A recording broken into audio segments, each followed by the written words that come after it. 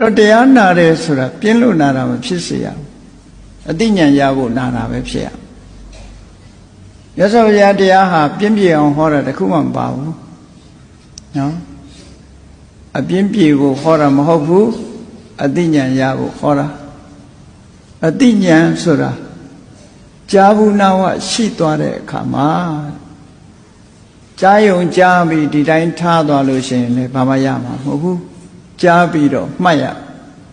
မှတ်ပြီးတော့စဉ်းစားပြီးတော့ရှောင်တဲ့နာနဲ့ဆောင်းတဲ့နာရှောင်ရန်ဆောင်းရန်ရှောင်ရမယ်အောင်ရှောင်မယ်ဆောင်းရမယ်ဆောင်းအဲ့ဒီကြမှာအကျိုးဖြစ်ထွန်းတာဒီလိုဖြစ်ဖို့လိုတယ်နော်တရားဝဲတွေလုပ်ပြီးတရားကျင့်ပါတယ်တရားဝဲကြီးတွေကျင့်ပါတယ်တရားနာတယ်ဆိုတာအသိဉာဏ်ရဖို့လာတာအသိဉာဏ်တွေရရမယ်ဘဝမှာနေနေထိုင်နေတွေသိရမယ်မြတ်စွာဘုရားအဆုံးအမတွေသိရမယ်သိပြီးတော့အဲ့ဒီအဆုံးအမတွေကိုဆွဲဆွဲမြဲမြဲမှတ်သားရမယ်မှတ်သားပြီးတော့အဓိပ္ပာယ်ရှင်းအောင်စဉ်းစားရမယ်ပြီးပြီဆိုတဲ့အခါကျင့်ရမယ်ဒါမြတ်စွာဘုရား